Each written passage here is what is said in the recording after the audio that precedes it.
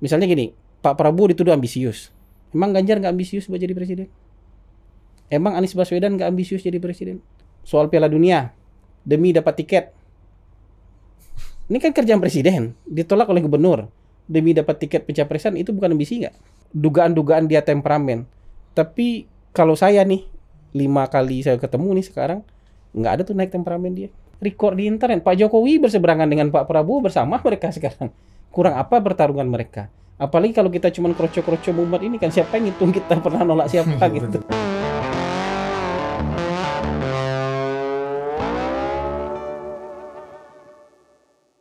Oke, welcome to Microphone Total Politik. Benar, udah benar kita. Udah benar. Udah benar. Sudah benar, Bang. Ini keseringan nggak tampil sini? Enggak, udah. Kalau perlu lebih sering lagi. Iya. Biar kabar kalau kita dibeli sama Hasan Nasbi itu makin beredar lah. Iya. Kan kita senang juga dibeli sama Hasan Nasbi. Senang kan? Dan yang lebih kita senang abang kita ini jadi oligarki juga bisa beli. Iya, abang udah main beli-beli aja nih. Mari Alphard sekarang beli Totpol ya kan. Jadi mitos itu nggak usah diklarifikasi. Nggak, dinikmati. Biarin aja jadi mitos.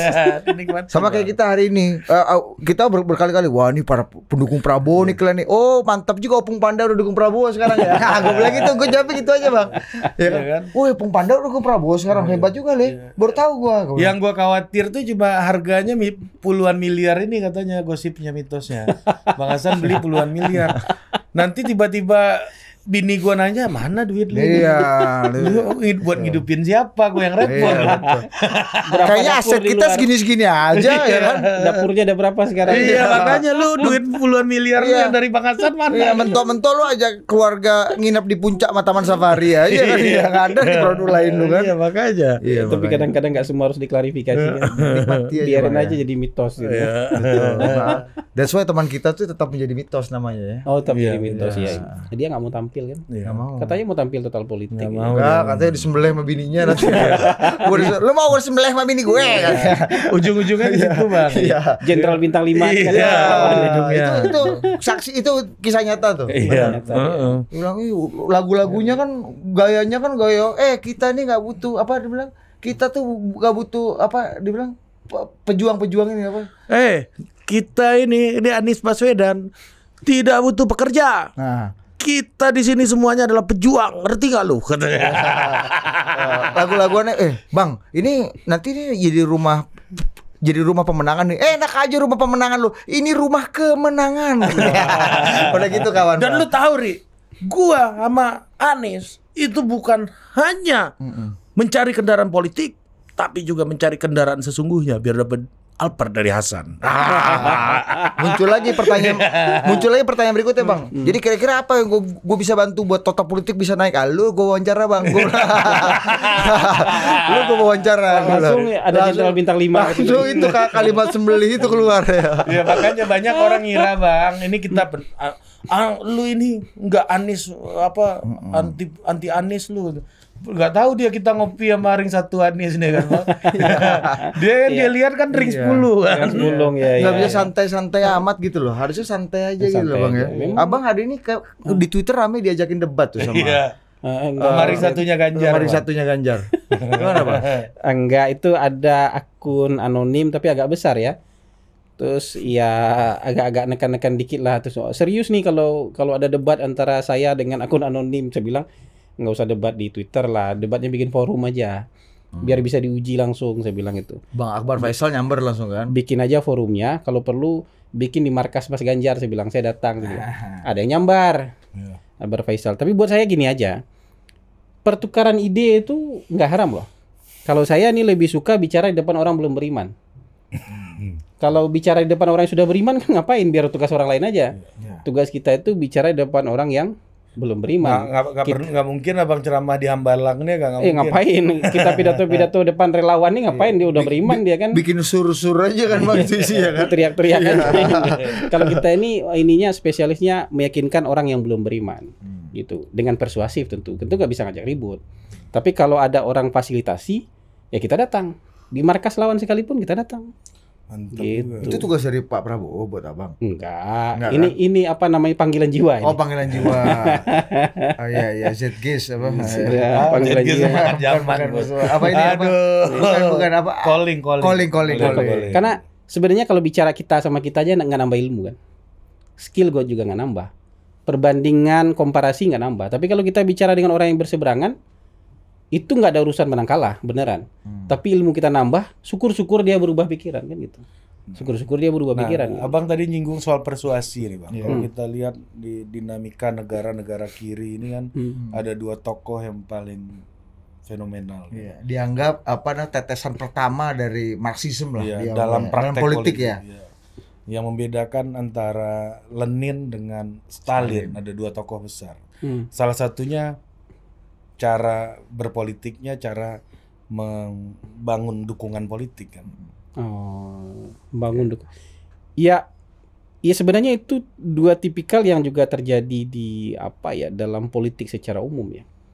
Ada orang yang ke dalam tuh membangun solidaritas. Musuh taruh di luar.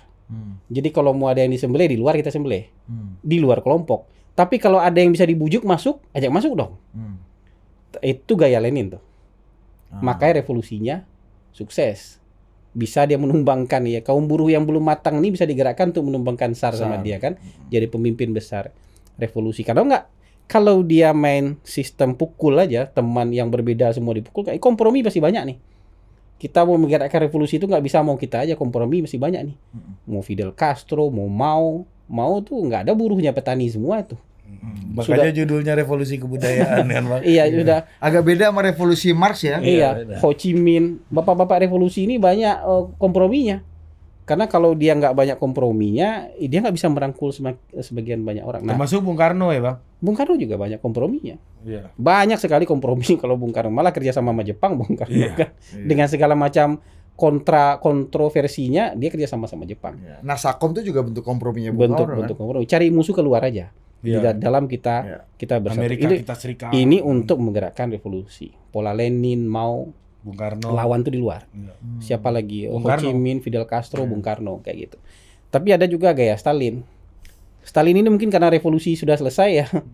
Dia cari orang yang berbeda walaupun satu kelompok, tapi kalau berbeda sama dia disembelih sama dia. Curiga aja sama dia. Ini udah agak beda nih, beda 1 derajat sama saya nih, sembelih.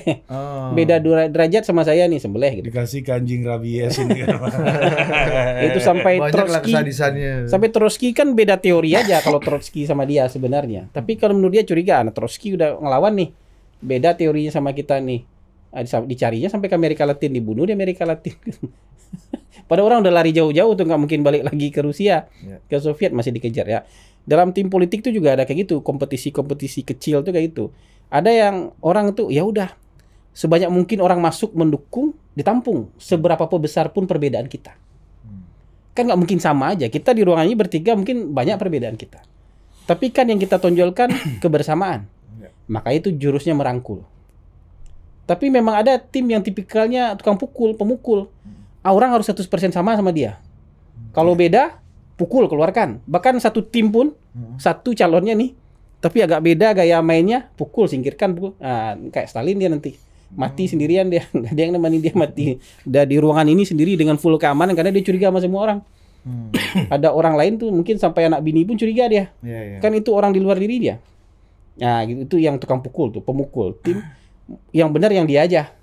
Ada orang lain, hari ini iya sama dukungan kita tapi gaya mainnya agak beda 10% sama saya nih. Singkirkan keluar, gak suka saya lihatnya. Atau dia bisa mengancam dominasi saya nih. Kan harus saya yang dominan. Singkirkan keluar. Iya, itu tipikal tim-tim politik macam-macam kayak gitu. Ada yang orang ingin tampak bersinar sendiri. Iya kan? Jadi kalau orang lain tuh disingkirkan sama dia tuh, walaupun tim yang sama. Ada orang yang saya nggak peduli saya bersinar. Yang penting kita secara tim bersinar. Dan goalsnya tercapai ya. Goalnya tercapai. Ya ini yang suka dilupakan itu. Maka kompetisi di dalam tim politik itu juga ada loh. Sekarang seberapa besar toleransi mereka untuk menerima satu sama lain. Kalau perbedaan udah pasti beda. Dua orang ketemu pasti beda kok. Belum tentu 100% sama. Apalagi kalau udah sekian banyak orang ada di satu partai politik, mesin politik, tim politik, apapun itu. Di tim-tim kampanye itu biasa terjadi tuh Bang ya. Bisa, banyak terjadi. Friksi antara Wah, sesama ini ya. menyembeli sesama tim itu lebih sadis itu. Malah dia bisa ngopi-ngopi sama tim lawan. Karena ngerasa nggak saingan kan. Iya, iya. Sama tim sendiri nggak bisa ngopi-ngopi dia karena ngerasa saingan gitu lah. Itu bisa juga tuh kayak gitu. Merebut dominasi siapa yang paling dekat dengan kandidat bisa juga. Siapa yang merasa lebih penting dibandingkan tim lainnya kan gitu. Bisa juga gitu. Kalau Abang ini ya apa namanya ada tim lawan ngopi-ngopi sama Abang ini pasti Abang manfaatkan untuk berdakwah ini ya. Ah itu. Bawa sini. Nah, jadi kalau ada orang pengen ketemu mau sama afiliasi politiknya mau beda, ajak sini. Siapa tahu convert. Sejauh ini success rate-nya lumayan tinggi di atas 90%. Di atas 90 Bang. Di atas 90%. Yang paling susah siapa Bang? Orang yang berhasil convert itu Bang. Kalau lu mau sebut nama gitu. Sebenarnya iya ini nggak ada perjuangannya betul-betul berat ya. Tapi misalnya dia datang dengan sebuah kegalauan, Keraguan gitu. Atau dia datang dengan sudah punya pilihan tapi dia nggak terlalu yakin juga sama kita ngobrol lah. Kasih perspektif aja. Misionaris Abang ini ya. Kalau di dalam cerita-cerita laporan-laporan Densus tuh kita baca itu ini bos, rekruter pengantin nih. Kan orang-orang ragu. Orang bimbang kosong mental health ya kan. Dan orang-orang kosong tuh banyak. Misalnya begini, ada orang yang hanya sekedar butuh perhatian loh. Dia pengen eksis. Dia sudah dukung ini mati-matian tapi nggak dapat perhatian. Oh di sini aja. Kita kasih perhatian sedikit. Perhatian tuh juga nggak banyak, ajak ngopi-ngopi. Nggak, ya suruh tampung aja dia cerita apa dan segala macam. Ya terus kasih peran. Saya tuh nggak rumit gitu. Yang politik ini memang ada yang benar-benar die hard. Orang yang die hard itu pasti susah untuk. Saya belum pernah coba yang die hard.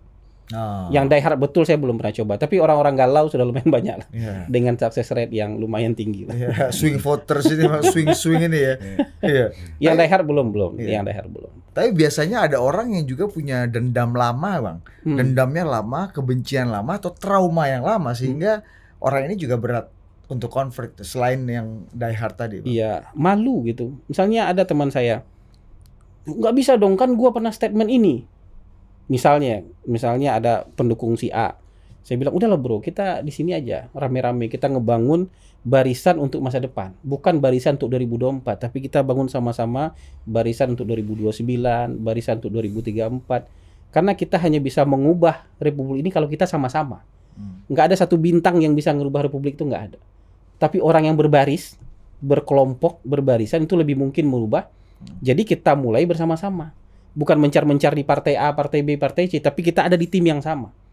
Misalnya itu. Terus dia bilang, nggak bisa dong. Gue mau gabung sama lu, tapi kan record gue di internet, gue sudah pernah mau maki-maki ini, mau nolak ini, segala macam. Siapa yang pikirin record di internet? Pak Jokowi berseberangan dengan Pak Prabowo bersama mereka sekarang. Kurang apa pertarungan mereka? Apalagi kalau kita cuma kroco-kroco mumet ini kan siapa yang ngitung kita pernah nolak siapa gitu. Tapi kan kroco mumet kan tanggung jawab lebih berat biasa di lapangan bertemu massa langsung.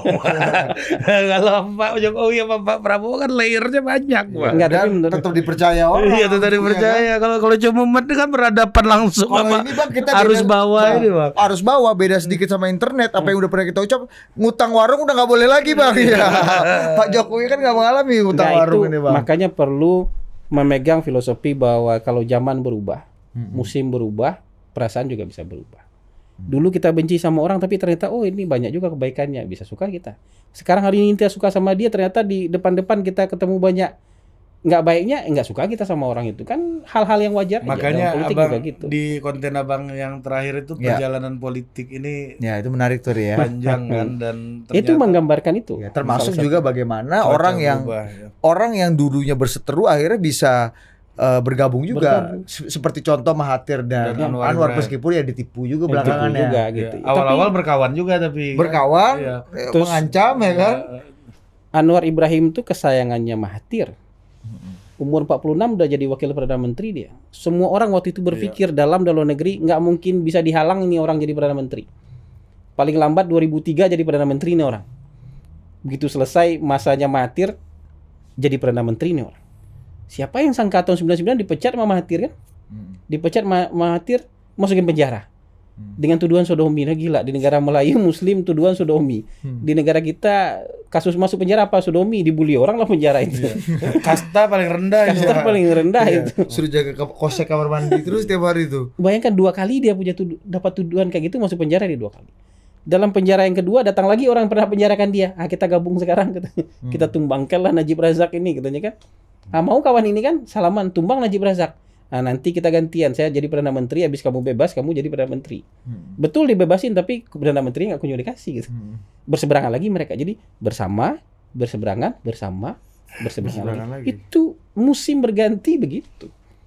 Walaupun ada track record misalnya Anwar puji-puji Mahathir, Mahathir puji-puji Anwar, ada juga recordnya nanti Mahathir maki-maki Anwar, Anwar maki-maki Mahathir. Dua-duanya ada. Iya. Dua-duanya ada. Dan ada sama-sama masa ketika Mahathir ini jadi Perdana Menteri untuk kedua kalinya kan. Anwar dibebaskan penjara, nanti kan harusnya transisi. Ya, nggak dikasih. Tapi nggak dikasih. Akhirnya sampai Mahathir digulingkan pula kan. Jadi dua-duanya nganggur lagi kita berdua nih. Ya kan? Harus pemilu lagi kita kan baru dapat. Tapi akhirnya manis juga kan. Akhirnya dapat Perdana Menteri juga Anwar Ibrahim di usia 75. Penantian 24 tahun.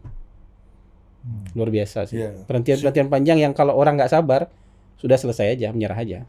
Tapi karena orang mungkin bilang mungkin serakah, nggak serakah. Ini soal kegigihan. Ada keyakinan yang dia pertahankan, kalau saya pasti bisa. Saya mau melakukan ini dan saya hanya bisa melakukan ini kalau saya mendapatkan posisi ini. Dia jalani itu dengan sabar, keluar masuk penjara, dituduh orang sodomi, bikin partai dari nol. Ya kan? Dijanjikan kursi Perdana Menteri tapi kena tipu. Dijalani aja. Iya, perjalanan-perjalanan kayak gini banyak, tapi kalau dia dengan keyakinan, orang-orang yang dulu pernah musuhi dia banyak juga kemudian yang kembali bersama dia kan gitu. Mirip sama Pak Prabowo sih. Nah, ini kesimpulan terlalu cepat. Ya, sabar dulu Abang, ya kan? Aung Sasuki juga ya. Ini langsung ganti channel orang kalau Abang langsung gitu tadi tuh. Cerita Abang soal Aung Sasuki. Aung Sasuki ya. Dari tahun 90 dia menang pemilu ya, Bang. Aung Sasuki. Tahun 89 dia dikasih tanah rumah. Tahun 90 partainya ikut pemilu menang. Cuman militer menolak untuk mengakui transfer kekuasaan, menolak. 21 tahun dia di penjara. Tahanan rumah. Nggak masuk penjara tapi nggak boleh keluar dari rumah. 21 tahun. 21 tahun. Mending Pak Rizik ini ya bisa satu kota ya. Iya, tanah kota. Dia harusnya bisa jadi presiden karena menang pemilu tahun 2016, tapi karena suami warga negara asing, anak warga negara asing nggak bisa kawan ini jadi Perdana Menteri. Jadi presiden, jadi semacam konselor aja, state konselor aja. Jadi semacam Perdana Menteri. Tapi ya de facto Perdana Menteri kan? De facto presiden. Iya. Mandela juga ya Bang bahasnya. Iya, walaupun orang bilang, wah ini beda dong, jangan sama-samain dong. Iya, kalau cari perbedaan banyak perbedaannya. Warna kulit berbeda, warga negara juga berbeda, bahasa berbeda, agama juga berbeda. Itu kalau mau cari perbedaan, kita kan cari spirit nih, bahwa penantian-penantian panjang itu, kalau orangnya tahan dalam penantian itu, ada banyak yang berhasil. Dan rata-rata berhasilnya setelah 20 tahun. Aung Sasuki 21 tahun. Anwar 24 tahun. Si Mandela 27 tahun. 76 dia jadi presiden. Dan mereka semua yang menanti panjang ini menikmati penantiannya ini di usia yang sudah cukup lanjut ya Bang ya? Di usia yang cukup lanjut, 76, 71 Aung Sasuki. Tapi Anwar 75. Tapi bagaimana menjawab perspektif yang mengatakan bahwa persepsi yang mengatakan bahwa kalau dalam kasus Pak Prabowo ini orang terlalu ambisius.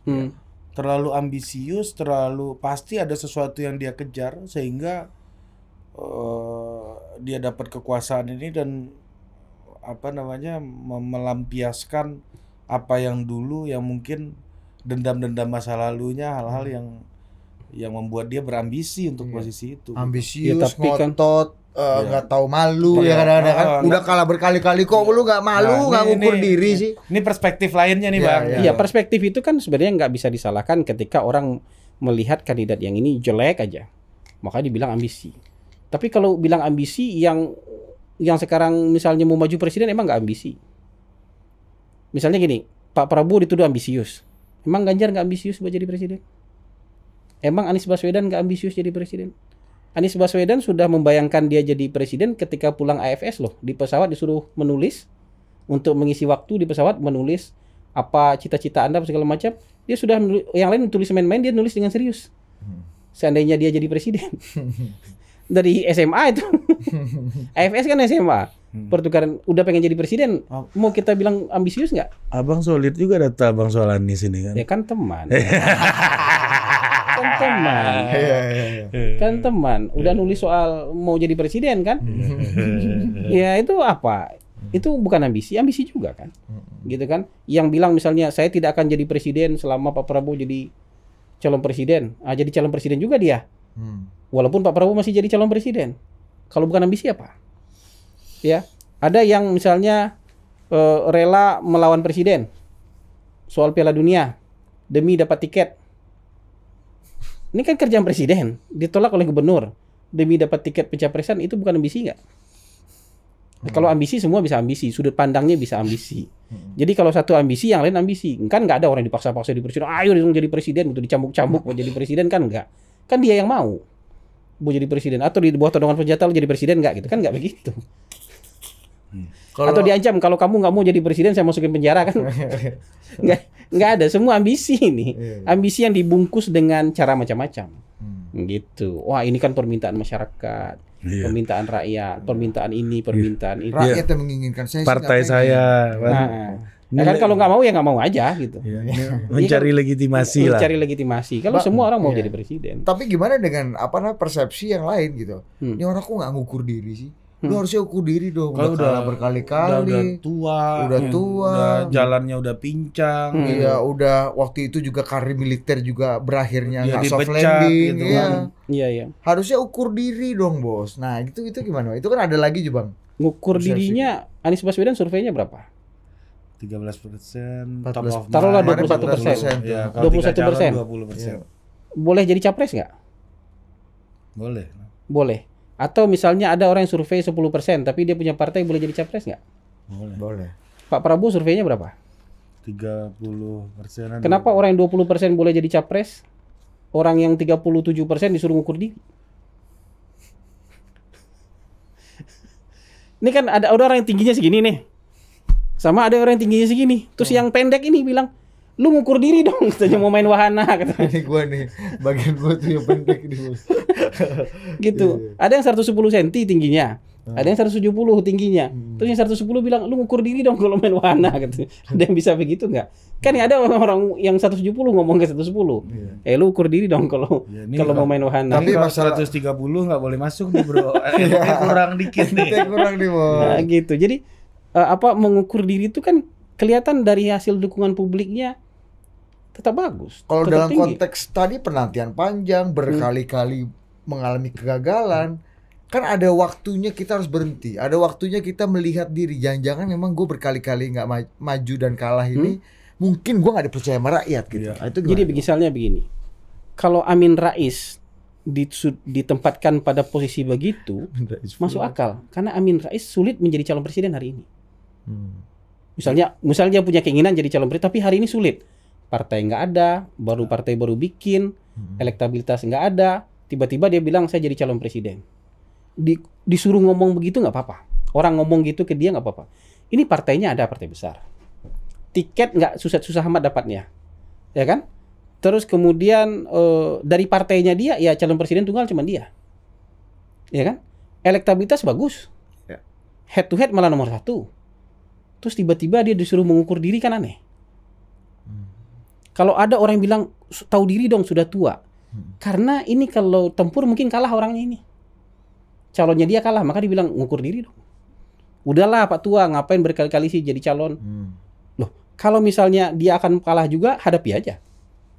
Lawan aja, kenapa disuruh sudahlah. Kalau Anda suruh sudahlah, itu berarti ada bahasa ketakutan. Takut kalah. Kalau wah ini udah tua kok, udah tua, udah pincang, ya kan? Sudah berkali-kali kalah, pasti kalah lagi, hadapi aja. Kenapa disuruh mundur?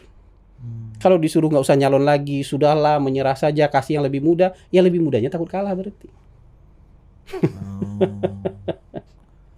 Jadi ini perspektif aja ya. Dari perbedaan kan orang kalau tidak suka, kalimat tidak suka itu manifestasinya bisa banyak. Ya, kayak tadi tuh. Bahkan istri kita nggak sesuai selera publik aja bisa dijadikan alasan. Nah, istrinya nggak imbang sama dia katanya misalnya. Atau dia nggak punya istri, bisa jadikan alasan. Wah, dia nggak punya istri, siapa ibu negara katanya. Kan dari perspektif lain nggak ada ibu negara itu penghematan anggaran. Nggak ada perintah undang-undang harus ada ibu negara kan, tapi ketika ada ibu negara harus dilayani oleh negara kan, dengan anggaran negara kan, rumah tangganya kan beda, pengamanannya juga beda. Tergantung sudut pandang kita nih untuk melihat apakah ini sesuatu hal yang urgent untuk diperdebatkan atau sebenarnya ini urusan remeh-temeh aja, nggak ada urusannya dengan leadership, nggak ada urusannya dengan presidensialisme. Habis itu lanjutannya framing kasarnya gini. Jadi maksud abang Pak Jokowi boros dengan punya ibu negara aja. Gue tahu tuh kalimatnya ada nada-nada siapa tuh. Ya misalnya begini aja, kita fairan aja. Kalau misalnya nih di zaman Bung Karno hari ini nih jadi presiden, pasti lebih boros daripada Pak Jokowi. Kalau ukuran standar pengamanannya sama, ukuran nilai tukarnya sama, lebih boros Bung Karno daripada Pak Jokowi. RI3 nih bisa RI3 kan mobil untuk ibu negara, Bang. Bisa sampai RI10 dia borong semua. RI3 4 5 6 7 8 9 10 diborong semua sama. Cetak 10, Bang. Iya. RI3 tapi banyak, Bang. Ya grup A-nya harus berapa banyak orang untuk grup A. Pas Pampres misalnya kayak gitu. Jadi relatif kita melihatnya. Jadi kalau ini dianggap sebagai sesuatu yang jelek, tapi dari sudut pandang yang lain, kita bisa memaknai, loh, ini kan tidak membebani negara. Kan ibu negara bukan perintah undang-undang, bukan perintah undang-undang dasar. Kecuali itu jadi perintah.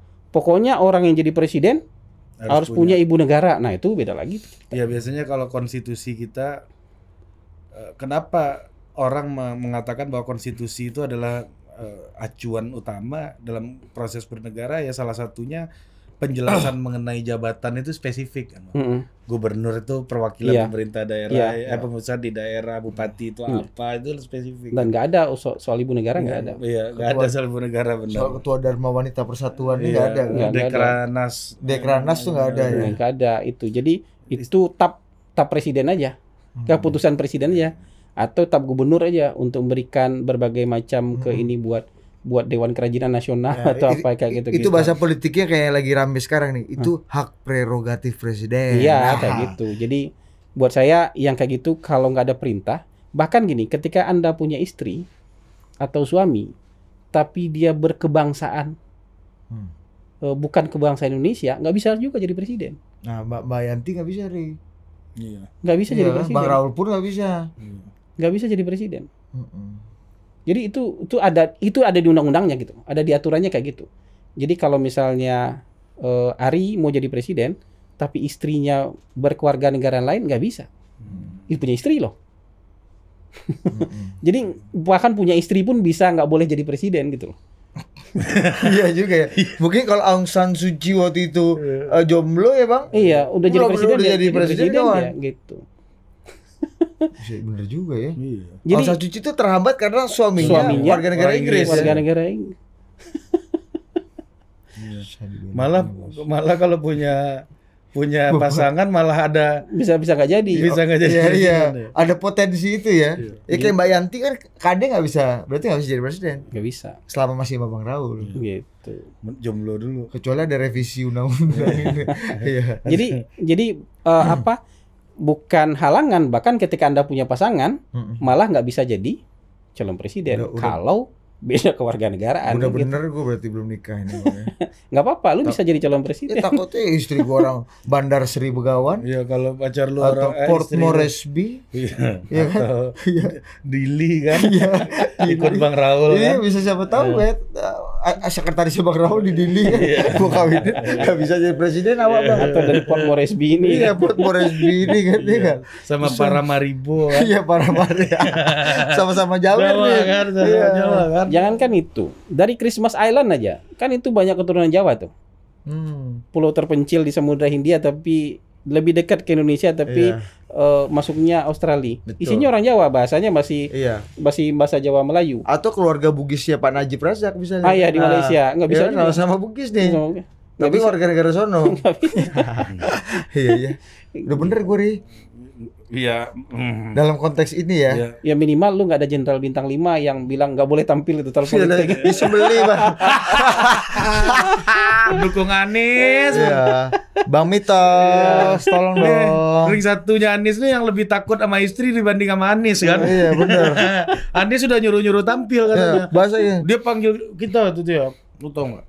Gua sudah diminta oleh Anies Baswedan untuk tampil di media-media. Katanya. Siapa dia bilang gitu? Iya pernah. Lu lupa gua. Iya, lu ini kurang aktif listener. Iya, terus. Ya kan? Gua udah minta oleh Anies untuk berjuang. Iya, boleh. Tapi nanti gua tunggu waktunya dulu, katanya kan. Iya. Hancur kan. Nah, ternyata ini ayo Bang, kapan? Gak boleh sama bini gua, Bo. Nanti heboh lagi. Iya. Dia menawarkan Bang, apa yang kira-kira gue bisa bantu buat total Dan cara politik bantunya adalah dengan tampil. Iya, Kan? dengan tampil Bang. Naik Lu rating ini, pasti lu ini kan. dicari semua. Gue top ini lebih paten dari wawancara presiden ini. Gua bilang. Disembelih bini bos gue bos. Lu mau gue disembelih bini gue? Kagak gitu. Gayanya aja songong Bang ngomongnya. Kalah aja songong dia kan. Anda nih benar-benar Alphard Anda ya. Enak dia. Anda dukung Anies Kayaknya dapat Alphard belum Alphard dibawa nggak, pulang tuh. Masih di kantor aja Alphard tuh gitu. Susah, justifikasinya susah kalau dibawa pulang. Buat kantor. Malah diinterogasi dia Bang. Apa ini? Ini dari mana nih? Iya. Itu di handphone bininya Bang. Memang nggak ada sengaja dimasukin Twitter, nggak ada tuh. Iya. Di Twitter tuh di uninstall, begitu mau install di Twitter di uninstall lagi sama dia. Karena abang ini kan pergerakan di Twitter. Jangan sampai terpantau. Iya, pergerakan Alphard ini kan. Ya. Muncul pula foto beliau kan beberapa waktu lalu. Iya. Bang, tapi kan kembali ke ini Bang, di Twitter juga rame nih belakangan ini apa? Kalau nggak mau dibilang olok-olok ya, Pak Oso waktu itu kan ada juga tuh, ada kan videonya kan. Itu kan juga jadi nggak tahu ya, banyak orang yang menganggap bahwa ini bisa jadi olok-olok politik. Yang pertama, dan kedua ini bisa jadi liability politik. Bahkan udah ada berapa orang ya Ri ya yang ngobrol sama kita, ayolah kita jodohkan Pak Bo lah supaya ini. Dulu juga ada upaya mendamaikan, merekonsiliasi lagi. Salah satu orang yang ngomong ke gua kayak gitu tau gak Bang siapa? Budi Adiputro. Itu kan untuk dia ada kepentingan dia. Kita apa gua kepentingannya? Kita. Ya. Kalau udah bergerak jadi kita. Ya. Dia tetap orisinil. Orisinil. Ya. Ya, tapi tetesan ke siapa? Kita. Ya, termasuk sebagai paling berjasa kan. Tapi saya nggak tahu lah ya, soal itu kan terlalu private ya. Dan selalu muncul Bang soalnya kalau pemilu ada yang ngetawain masalah istrinya Pak Prabowo, tapi dibalas dengan upaya menjodohkan dan rekonsiliasi. Bang. Kalau yang kedua itu upaya untuk menjodohkan tuh sah lah. Maksud saya, boleh lah ya. Maksudnya orang punya pikiran, punya ide, punya saran, itu sah. Tapi kita kan senang juga orang yang kita, misalnya idola kita bisa sama Pak Prabowo, senang juga ya Bang. Terus tapi kalau dari dia kita kan nggak tahu. Jangan-jangan nih kan ada juga orang yang cintanya cuma sekali aja buat satu orang. Kalau sudah selesai ya sudah, dia jalanin sendiri. Ada kan yang kayak gitu. Saya bertemu dengan beberapa orang yang memang kayak gitu. Kalau udah selesai, apakah itu selesai cerai mati atau berpisah karena sesuatu dan lain hal, ya sudah. Budi ini belum mulai ya. Ada yang kayak gitu. Saya nggak tahu apakah pertimbangannya apa, kan kita nggak tahu. Tapi bahwa ada orang yang seperti itu iya. Buat dia sekali aja. Buat dia jatuh cinta tuh sekali aja. Udah, kalau selesai mau misalnya ditinggal mati kah atau ditinggal karena persoalan lain, ya udah selesai itu. Jadi gitu. Bisa kayak gitu. Pak Prabowo ini ada romantis begitunya ya. Nggak tahu. Mungkin aja kan saya nggak tahu. Saya nggak tahu. Nggak, kan kita juga nggak tahu Pak SBY, tapi bagaimana cara merayakan museum SBY Ani gitu kan. Iya, menurut saya kayak gitu, Pak SBY, Pak Habibie. Walaupun bisa-bisa aja pasti ada yang mau lah. Iya, pastilah. Pasti ada yang mau lah. Pak Harto?